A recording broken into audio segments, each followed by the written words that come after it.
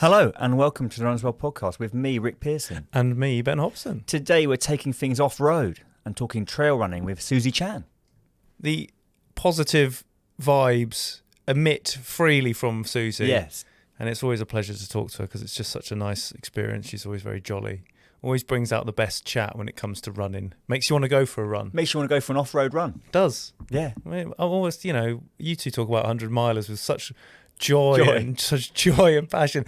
It's always difficult to not think, oh, that sounds really good. Yeah. Well, Susie was someone who was very supportive when I was sort of the worrying sort of weeks in the build-up to the time I did 100. And so she's got a bit of advice for other people who might be thinking about going on that particular journey. She's got a new book out called Trails and Tribulations, out on the 6th of June. And it's full of it kind of chronicles her pretty incredible journey from complete non-runner to 100-mile to a world record holder, all the rest. A peloton instructor, it's everything. Susie's Susie. So great chronicle of overachieving. Doing it all with a smile on your face. Exactly. How was your long weekend, Ben? It was all right, mate. Thanks. Yeah, took in a bit of the Wiltshire, Gloucestershire scenery. Went back to the motherland. Are you sort of cycling? Can you do that in a minute? Or yeah, I can at the side. I didn't this time. No, just went back and enjoyed a bit of peace and quiet actually. But yeah, bank holiday always has that sort of essence to it, especially that May one where you can kind of like things start to really. The weather wasn't fantastic, but you still get that glimmer of like summer's coming. Oh yeah. Some of the smells. Like chopped grass. All the flowers out. Because it's a bank holiday, I better do some gardening. There's people out mowing their lawns, and you suddenly get that, it's just the smell of freshly cut grass. This feels spring-like. Here we go, lambs in the fields. Oh, things are changing. Yeah, that's the vibe. I love that. Yeah, my favourite season's spring. Is it? Yeah, because you get a nice day in spring, you're aware that there's also lots to come. There's something a little sad about a nice day in August. Or an autumn. Do you know what I mean? Yeah, maybe.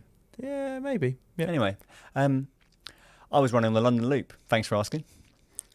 Rick, how was your long weekend? Yeah, I had about a 3-hour window on yesterday, on Monday, and I was out running. I think it's like leg 3 of the London Loop, which is it's called the M25 for walkers, but it's much more attractive than that description suggests.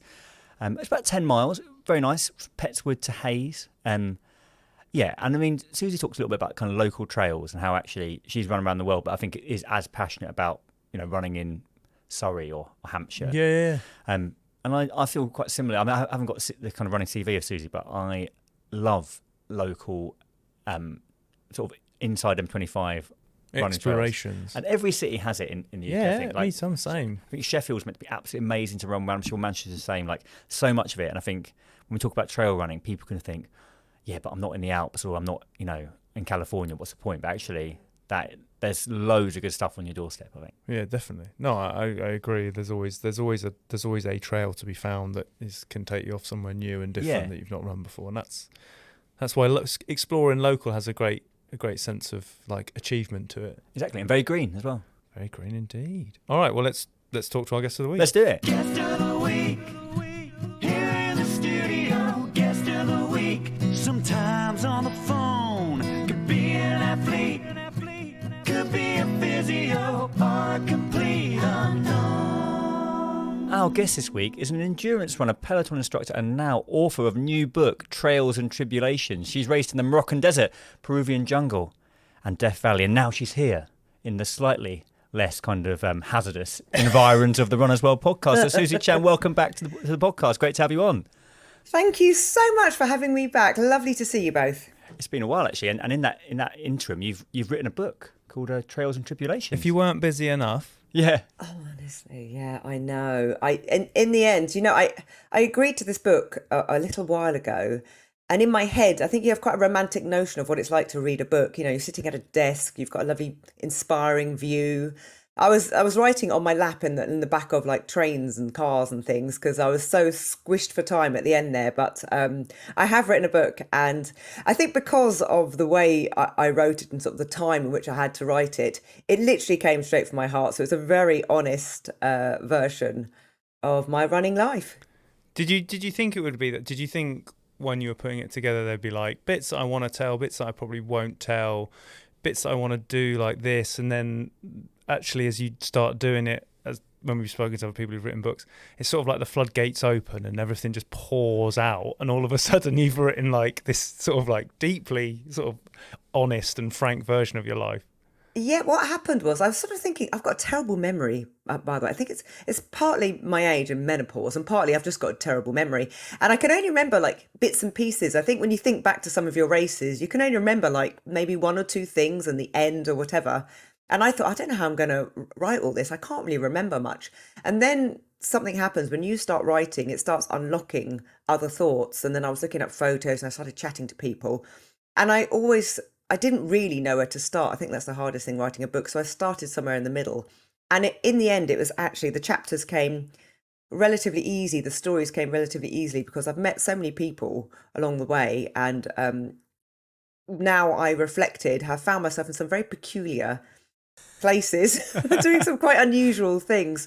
And so it was, I was only ever going to be completely honest and open and just real about what happened. But I think the thing with running is your version of events isn't necessarily the version of events, and I had to have that in my memory at all times. So I think sometimes people can think like a particular race wasn't a good race, it wasn't a good race experience, but actually that was their race experience. And I've been to some fantastic races and had a terrible time, and also been at some amazing races and had some amazing times. So I always tried to keep my mind open to my version of events might have been very different to somebody else's version of events. And that goes for sort of me racing and my crew, who were probably having an awful time crewing me. And in my head, 3 days later, we had a lovely time. Can we go back to the start though? Because it was in many ways like inauspicious start. You say in your book that you were quite badly hungover for your first trail race, and then this kind of quite rapid rise through the distances and all that stuff. But tell us, like, what was your very first experience like then, and why did you want to carry on doing it? Of running itself? Of trail running? Of trail running, yeah. I didn't know what trail running was. I didn't know it was a thing. I'd never heard of the term. And my very first experience, really honestly, was that first race, because I didn't know what I was doing. I was just running up and down the road. I didn't have a watch. I just knew I'd signed up for this half marathon because my brother had pretty much made me do it. And I just thought that was running. I was moving along faster than a walk. And I had no idea about being able to run in the countryside and not on a main road. Why would you do that? And my very first experience, I was stood in this field of this race, absolutely petrified. I think as a lot of people are when they're new to running and new to races, it can seem quite intimidating. And I hadn't even really thought about the course because I was that much of a newbie.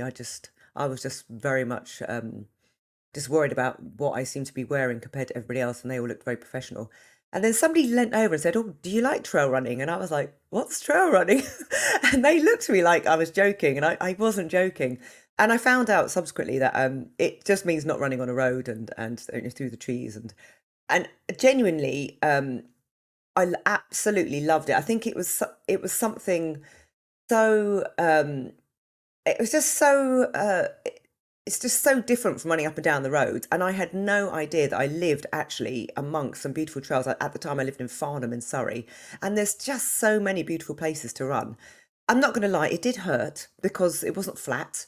And I was actually very tired because when you're new to trail running, you're not used to really having to look at the ground all the time. And I was trying not to fall over and all of those things. And there was stopping for stiles. And I thought running just meant not stopping. And so I was stopping and queuing to get over stiles. And so, but all in all, it was so absorbing. And I was constantly finding myself in a field or somewhere really beautiful that the time went so much quicker than if I was running up and down the road. So it just opened this whole world to me of paths and woods and fields and things that I was able to run through. And suddenly my world of running, which was just on a few roads, just blew wide open to this incredible environment. And that was it. I mean, I'm mainly on the trails now. Yeah. I feel, but I mean, this is a sweeping statement, but you've always heavily been a trail runner, right? From that, just by proximity to trails of where you've lived over the years, and I guess through a choice that you prefer it as a place to run, right? It wasn't. I'm not really sort of. I know some people are I'm strictly road or strictly trail, or they get quite evangelical about one or the other. I love running on the roads. I will sometimes go on a road just because it's you know what you're It's getting. It's flat. flat, for example. So, but it's just purely came out from where I lived. I think there were just so many trails near me, and sometimes I just wanted to run from my house to, I don't know, a pond or a lake or something, and it just happened to be the trails, and it was always a bit of a mix for me. And then yeah, and then I went through a phase of sort of piecing them all together and trying to sort of get to somewhere new, which pretty much always happened to be a trail. There were way more trails near me than roads, and I've moved to Hampshire. I've moved about 8 miles up the road now, and there are far more trails than roads. It's just the way it's been for me. You did a lot of heavy run commuting though, didn't you? There was a lot of I city. There was a did. lot of running in the city for a while. Did. Yeah. I discovered heat maps in Strava, which and I used to run commute, get off the train at Waterloo, and I worked then at University College London, which is about 1.3 miles away from Waterloo. And each morning I would get off and run at a completely new, try and find a tiny little back street or road which I hadn't run in every day. And because sometimes running can get quite monotonous. You can have your little run commute, whatever, and just to create a little bit of something on my commute. And I tried to build up this heat map of places I ran, and then sometimes I'd even get an earlier train to run a little bit further. And the thing about running in central London, which I also loved, was you'd just be round the corner from something amazing, which I hadn't seen before, like a beautiful building, or oh, I didn't realise that shop was there. And yeah, that was fun. I spent about 6 years building up that heat map, and there's a couple of streets still elude me, and I've got to revisit that and tick those off. It can get quite addictive, that. So I'd like to give some people some advice about trail running. So I'm wondering, like, if you could go back and tell your former self some things that you kind of wish you'd known in terms of like, Yes. maybe in terms of sort of training for the trail. Is there anything that you know now that you didn't know then? Yes, I think the very first thing is it does feel different. It is different for your legs and your muscles. And I think because I'd only ever really been running on the roads, I think I expected the same sort of times for like a mile, for example, on the road that as for a trail. And they're very different things because, and that's not a reflection of your fitness. That is a reflection of the trail. So it might be hilly, it might be some stones. Right now, this time of year, we recorded this in the summer, early summer months. I've been on a trail and there's been a lot of stingy nettles, so I've had to sort of do a bit of clambering, or that slows you down. So the first thing really is to just sort of abandon all thoughts of minute miles and just be in the trail. And the other thing is it does challenge you slightly different if you're very used to running on those roads, which can be obviously nice and flat. And you may be going up a hill on a road, but in terms of what your foot is landing on, that can be quite flat. And when you switch to the trails, your ankles are going to work a little bit harder, your knees are going to work a little bit harder. And I remember particularly after that first half marathon, and the first few times I switched to the trails, I could feel my ankles would be aching afterwards, and not necessarily from injury, just from the amount of work they were having to do. So just to try and build up a bit of strength there, and overall for your overall running, that's really good for you. Yeah, and then the other thing is probably the more practical. There's a couple of more practical things to advise on. Getting the right pair of trainers. I mean, I did it even yesterday. I just put on the nearest pair of trainers and go out the door, and I ended up on a trail with a field full of cows. That's another story. But I had slightly the wrong trainers on to try and escape this cow field. So to equip yourself better than me, even now all these years later, with a pair of shoes that might be a little bit grippier, because that's going to serve you well and particularly keep you strong. And then also, I love a map. I've got OS maps on my phone. I used to, when I started trail running, I used to have to carry, it's a very long time ago, I had an actual OS map, which I used to sort of unfold. I had a waterproof version. But I think trails can, I mean, they're beautiful, but they can be a little bit deceptive. I've gone down a trail and turned around and come back, and it's actually looked very different and missed a turning.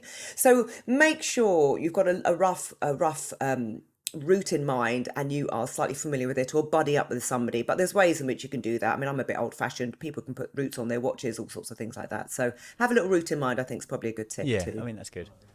So we've covered off the trails. Yeah. Let's talk about the tribulations. See what I've done there? Yeah, that's Oh, I like The that. book's Yeah. called Trails and Tribulations for anyone. How has running fit in with the hardships in life? Where have you found that? You know, for those who, just a hint towards what the book is about. Obviously, there's lots of running in there, but your life is outside of running has obviously been influenced by running and helped by running, and the two things have always worked together. What side? How did you find writing that up and talking about the hardships and running and all those sorts of things? Do you know what? I didn't really realize how much I used running as a bit of a crutch, just to sort of balance out some of the unnecessary drama that's put in my life. And I think lots of people, it's not just me. I'm not special.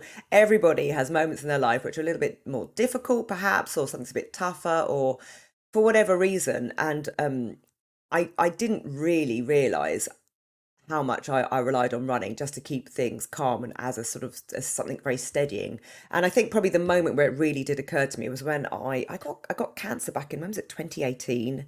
And just in my head, I was quite shocked because I thought I was quite healthy because I could run 100 miles. Look at me doing all these races. I'm super fit. I'm running 6 days a week. And I remember thinking, oh my God, my body's not as, it's failed me somehow, perhaps.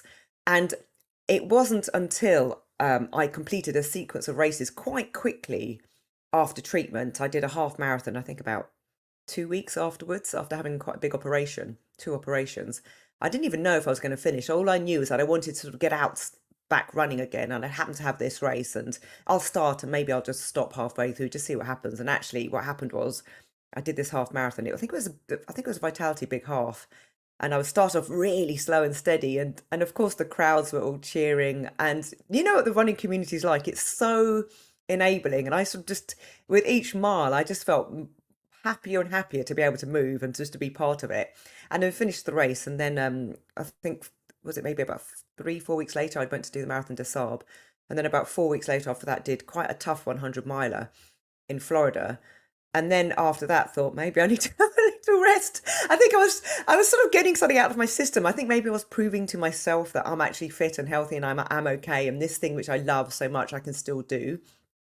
But it's always been a constant, and even on the days where you don't want to run, which happens to all of us, even you're feeling a bit tired or whatever, I'll get out and I'll do maybe an really easy run with my dog, and you just feel a bit better, don't you, to face whatever it is that's annoying you or upsetting you that day. I think especially, you can talk upon this, the mental hardship that these big races that you do, you've done a lot of 100-milers and sort of, Rick mentioned the different locations and testing, even the Florida one you've done, which I think sounds like the hardest one, 100 miles up and down this long highway.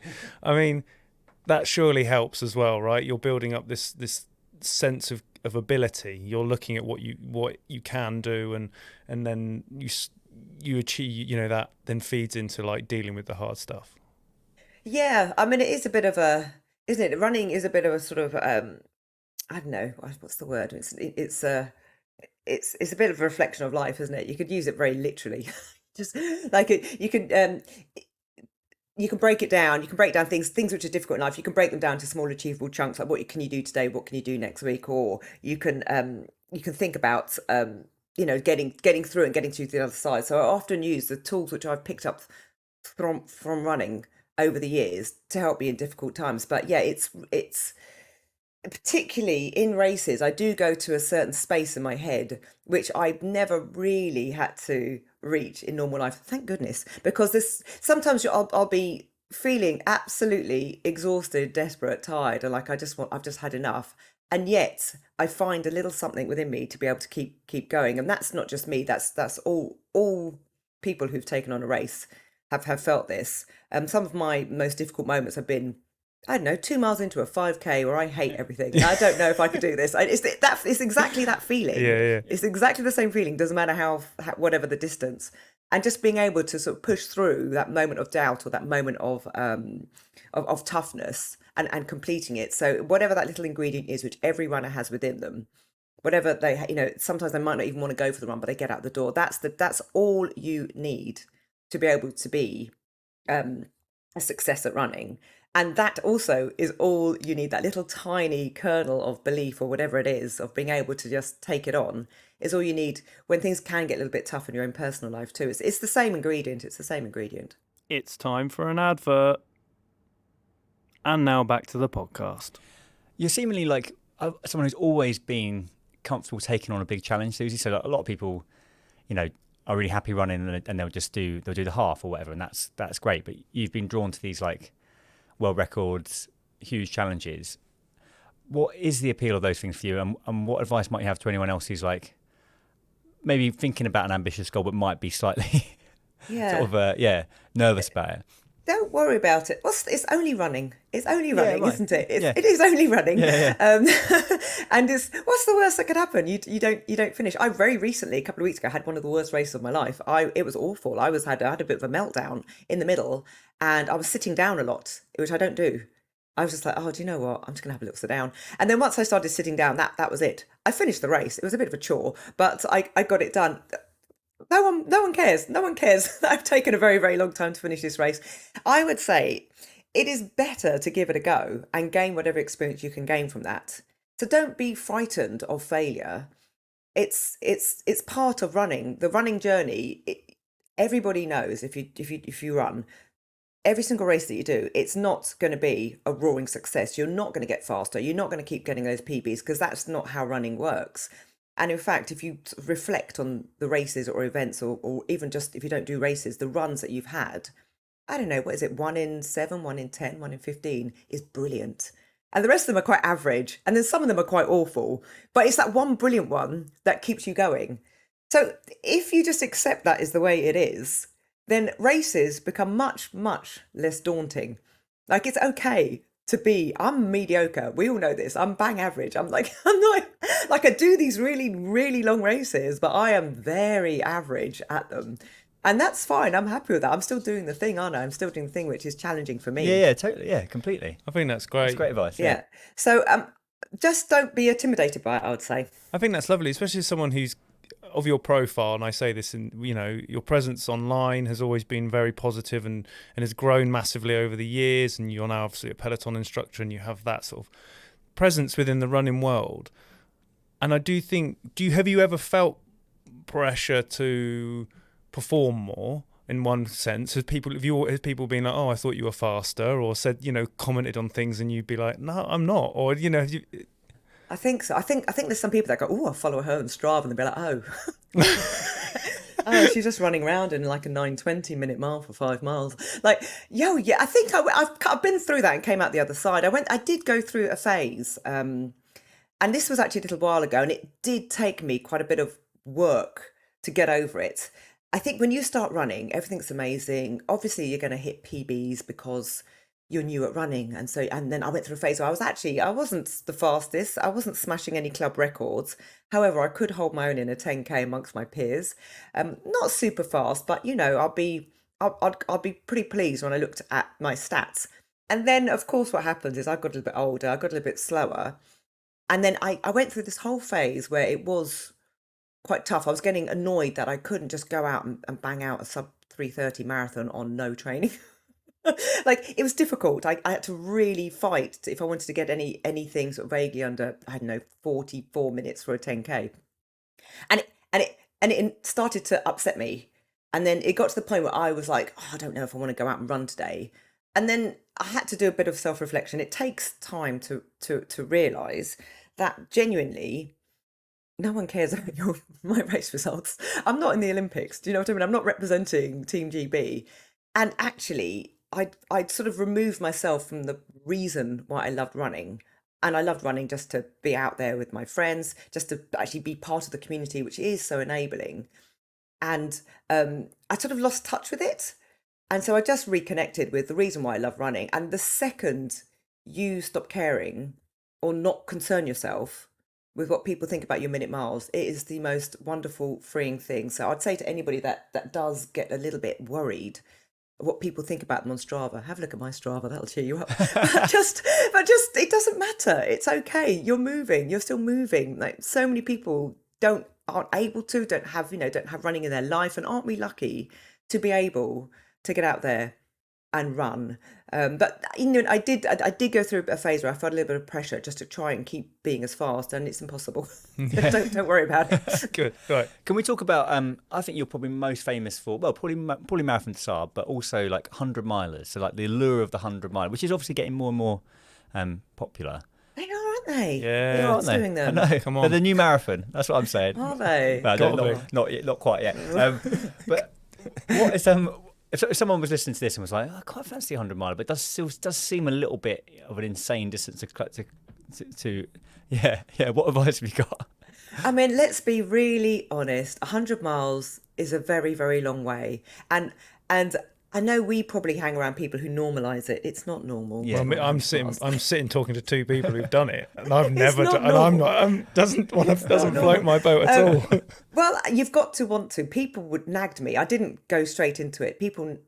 A lot of my sort of friends and ultra running friends, like, you've got to run 100 miles. And so what I did was I went and crewed 100 miles. My first 100 mile I ever saw was South Downs Way 100, and it honestly, I was like, what are these people doing? This is ridiculous. And then one day I woke up and thought, I need to know what it's like. And it is tough. I'm not going to pretend that it isn't tough. There's no such thing as an easy 100 miler. But if you want to do it, then you can. It's really that simple. It's just a question really of probably three things. And one of those things I think people really focus on more than the others, and that's the training. And the truth is you need to be comfortable, say, with a 50-mile week. Absolutely, like bang that out, no problem. But you don't need to run really, really, really long distances in one go to be able to complete a 100 miler. So I think the furthest I ran for my first ever one was 40 miles in one go. Thought I'd never do another 60, and that was that. And then I think I normally get up to about 50 miles in one go when I do them, and that's be the maximum training load I'll do. I won't go more than a 100-mile week. I'll probably average about 50 to 60-mile week. So the training needn't be as arduous as it seems, but the two things which you really do need to make sure you're on top of is fueling and food. And this is always my nemesis. But you should practice eating. It's absolutely crucial. If you stop eating, then it's going to be a long day at the office. And I say that from my own personal experience, having stopped eating about 50, 60 miles in and just slogged it out. So if you can get on top of fueling, and I'm not talking about gels, I'm talking about food, then that's really going to help you. And the other thing that it just needs to be on side from the start is your head game and your mental strength. And again, don't neglect those two things when you're training. Those are the two things that you need to do a lot of sort of self-love and fill yourself with self-confidence that you can do it, and then you get those two things done. I'm trying to remember, I think it might be Gary Robbins, he's an American ultra runner. He was talking about training people for 100 milers, and he says he doesn't let anybody stop their watch until they've eaten the right amount of calories which he's prescribed for them. So they might finish their run and they're not allowed to stop their watch until they've eaten another like 300 calories, and that's when they get so you have to train your stomach too. But it is intimidating, and maybe it's good that it's a little intimidating, but if you want it, you can do it. You really, I mean, I can do it. I couldn't run a mile when I started, so it is totally possible if you believe in your head that you can do it. Yeah. How's your training changed, Susie? Because I know that earlier on you mentioned sort of the strength work of like running on trails and the legs and how they can be affected, and you've obviously done loads of these big mileage things. Have you always stuck to the same plan? I know you do a lot of yoga now. Is there sort of things that you wish you'd done previously, strength work, yoga, different types of running, or is it just sort of naturally changed as you've gone through it all? Yeah, it's naturally changed. I think I did the classic runner thing of just running completely only ever running when I started, up until I could get away with it. And then you know, as I've got older, it's definitely got harder. I'm menopausal now, which is absolutely a joy. That's not true. Good. I've heard it's like great. Every day is different. Like some days it's like wading through treacle. And then other days I feel good. And I've just had to embrace that. There's literally nothing I can do about the incessant marching of time. You know, it's just going to happen. It's going to happen to 50% of those that run out there. So I've just been a little bit kinder to myself. I realise now that I used to do a lot of racing. You know, every couple of weeks I'd be at a race, pushing myself. And I've just listened to my body a little bit more. I want to be able to keep running like until I'm really old. I want to be that little old lady you see at park run. You know, you see there's one at every park run. I want to be her. I want to be her. There's one at my local park run. She's an absolute incredible woman. She's like 74 years old, and she just turns up and does park run. I want to do that, and in order to be able to do that, I need to really sort of future proof myself and balance out the running that I do with other things. So the mileage has come down a little bit. I had quite a big year last year because I did a really huge race, and this year I've taken my foot off a little bit, and if the mileage, and now I've focused a lot more on yoga. I love yoga; keeps me flexible, and combine it a little bit with strength work. So I do quite strong yoga practice. I do cross training, just strength as well, a little bit more grudgingly, I'm going to say, because I'm very weak in my upper body, but I do it, and actually, you always feel. It's the thing about strength training is if you do it consistently, the benefits are almost immediate. Within 2 weeks, you feel better. So I cling on to that. But that's my dogs barking. Can you hear them? Okay, good. Yeah, I just try and be a little bit kinder, and I definitely enter fewer races. And when I do a race, try and be a little bit more meaningful in it, or I'll have one goal race a year rather than 4 or 5 like I used to have. Yeah. It's easy to get into that kind of mindset of like over racing, I think. So Trails and Tribulations, it's out on the 6th of June, isn't it? But people can pre-order, can they, before then? You can pre-order in all the usual places. You can maybe head over to my Instagram. There's a little link in my bio there to grab hold of a copy. We've got a copy. Rick's holding on to it right now. I'm going to borrow it once he's finished. But I'm very much looking forward to reading it and to getting into it, because it's we've spoken to you over the years, countless times now, and it's always a pleasure, Susie. So I'm intrigued to read your story. Thank you. In still more here, detail. still running. Oh, it's so inspiring, the journey you've been on, and I think you really capture it in the book, and it's written in your kind of in a kind of down to earth, accessible way for people. So that's great. Thank you. Thank you. Thank you very much for your time. Thanks for coming back on. Thank you so much for having me. So that brings us to the end of this week's Runners World podcast. A huge thanks to our guest Susie Chan, and to you, of course, for listening. Subscribe to Runners World magazine by going on the internet and Googling Runners World UK subscription and finding all the relevant information and exchanging money and then receiving things. That is how subscriptions work, FYI. Please subscribe to this podcast too. That'd be great. And distribute it amongst your running friends. Everyone will want to talk about and hear from Susie. Very positive. Some trail running tips in there. Summer's coming. Get ready to go outside and explore a bit more.